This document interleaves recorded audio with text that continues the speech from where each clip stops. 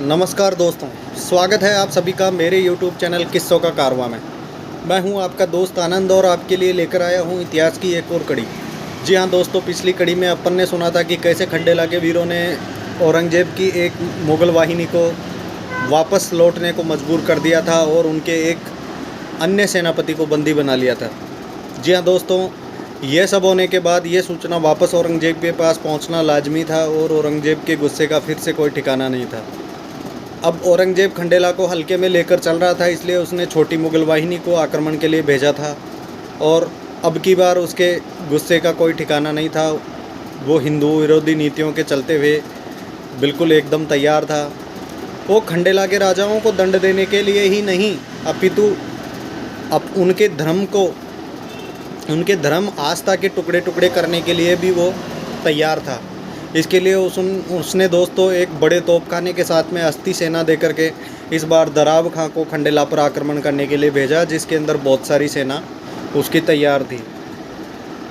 और जब दोस्तों ये आक्रमण हुआ, खंडेला के तरफ सेना बढ़ने लगी, तो ये समाचार खंडेला के राजा बहादुर सिंह के पास पहुंचा और बहादुर सिंह ने अपने मंत्रियों की एक बैठक बुलाई और उससे सलाह मशविरा किया कि कैसे ये युद्ध लड़ा जाएगा। इतनी बड़ी सेना का सामना करना खंडेला के लिए जाहिर सी बात है कि मुमकिन नहीं था।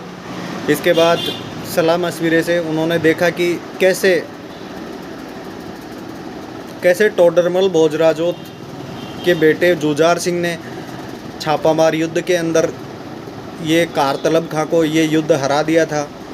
डूंगर पहाड़ी क्षेत्र के अंदर छापामार युद्ध प्रणाली से युद्ध करते हुए, इसलिए उन्होंने खंडेला के राजाओं की संकटकालीन राजधानी या संकटकालीन दुर्ग, जिसको कोट सकराय दुर्ग भी कहा जाता है दोस्तों, बहादुर सिंह ने कोट सकराय दुर्ग के अंदर शरण ले ली और इसके पीछे पीछे छापामार युद्ध प्रणाली के लिए व्यवस्था की जाने लगी।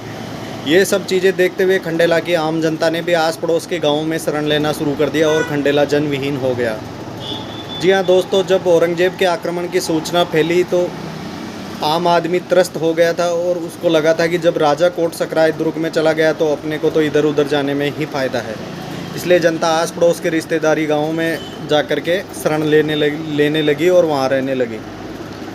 लेकिन इसी समय उदयपुर के ठाकुर टोडरमल भोजराजोत के अन्य पुत्र श्याम सिंह जी के पुत्र सुजान सिंह मारवाड़ से विवाह करके वापस लौट ही रहे थे। तो कासली कस्बे के साहेपुरा गांव के अंदर जब वो वापस लौटे तो उनको सूचना मिली कि औरंगजेब का आक्रमण खंडेला के ऊपर होने वाला है। और इसी समय वो सुजान सिंह जी की दादी के द्वारा बनवाया हुआ खंडेला के अंदर मोहन जी का मंदिर, उसको तोड़ने की प्लान पूरा औरंगजेब का है और हिंदू मंदिर तोड़े जा रहे हैं। जब यह सूचना सुजान सिंह को लगी तो सुजान सिंह दोस्तों सबसे पहले तो अपने घोड़े पर सवार होकर के अपने पैतृक गांव उदयपुरवाटी पहुंचा। वहां से अपने कुछ भाई बंधुओं को लेकर के, घुड़सवारों को लेकर के और अपने विश्वसनीय योद्धाओं को लेकर के खंडेला पहुंचना शुरू कर दिया। जी हाँ दोस्तों, जब सुजान सिंह खंडेला अपने भाई बंधुओं के साथ पहुँचा तो उसके पीछे पीछे हरिराम जी का, परशुराम जी का, गिरधर जी का, लाड़कानी, हरिरामौत शेखावत, सब अलग अलग शेखावत वहाँ इकट्ठे होने लगे और दोस्तों औरंगजेब से युद्ध करने का निश्चय करने लगे। और सुजान सिंह अपने भाई बंधुओं के साथ खंडेला मोहन जी के मंदिर के पास पहुंच करके उन्होंने मंदिर के सामने शपथ ली कि रक्त की एक एक बूंद जब तक शरीर से बह न जाए तब तक वह युद्ध लड़ता रहेगा और मंदिर की रक्षा के लिए औरंगजेब को मंदिर में पहुँचने नहीं देगा। जी हाँ दोस्तों, कोट सकराय दुर्ग के अंदर राजा बहादुर सिंह शरण लिए हुए थे, वहाँ तक सेना को पहुँचने का मौका ही नहीं दिया और सुजान सिंह ने उस सेना को खंडेला के अंदर ही आड़े हाथों ले लिया। और दोस्तों जब औरंगजेब की विशाल वाहिनी वहाँ पहुँची तो सुजान सिंह अपने 300 सैनिकों के साथ वहाँ युद्ध लड़े और युद्ध इतनी बहादुरी से लड़ा गया कि मुग़ल इतिहास की किताबें मासिरे उल आलमगिरी के अंदर ये लिखा है कि 300 लोगों ने अपने इष्ट देव के लिए ऐसे जान दे दी जैसे वो उनके अपने हो, अपने खुद का खून हो। दोस्तों जब उनका मुग़ल इतिहासकार जब ये लिख सकता है तो सोचो वो कैसा विध्वंसकारी युद्ध रहा होगा। सुजान सिंह ने अपने रक्त की आखिरी बूंद तक ये युद्ध लड़ा था और औरंगजेब की सेना को लहूलुहान कर दिया था। हालांकि खंडेला के 300 योद्धा मारे गए थे, लेकिन दोस्तों बताया जाता है कि इस युद्ध के अंदर एक भी जिंदा नहीं बचा था, एक भी खंडेला का आदमी जिंदा नहीं बचा था। लेकिन फिर भी मोहन जी के मंदिर के उन्होंने प्राणोत्सर्ग करके भी रक्षा की। इसके बारे में अपने इतिहास के अंदर कहा जाता है, झिरमिर झिरमिर मेहा बरसे मोरा छतरी छाई, कुल में छे तो आव सुजाना फौज देवरे आई, सुनता पाण आवियो सूजो पलबर देर न लाई, देवाला पर लड़ा सूरमा सागे सगड़ा भाई, हीर गुजरा कमरा बांधी, हीर गुजरा कमरा बांधी, फौजा लूट मचाई, कोई कूदे कोट खांगरा कोई कूद्या खाई, कूद पड़ा गुजर का बेटा 900 गाय छुड़ाई, पानी की तिसाई गाया ने नाडे जाए झुकाई।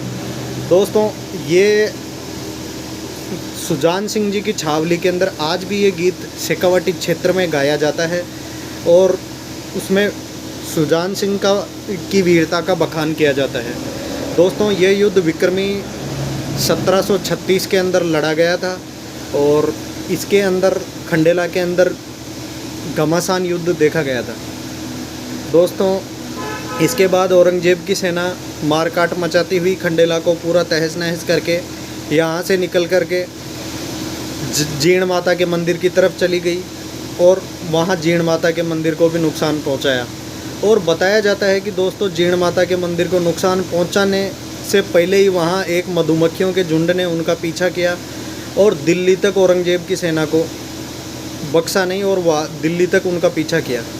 उसके बाद से औरंगजेब ने एक परंपरा शुरू कर दी। उसके बाद बताया जाता है कि जीण माता के दरबार में आज तक वहाँ से तेल का चढ़ावा आता है और आज भी यह निरंतर यह सेवा चालू है वर्तमान समय में भी।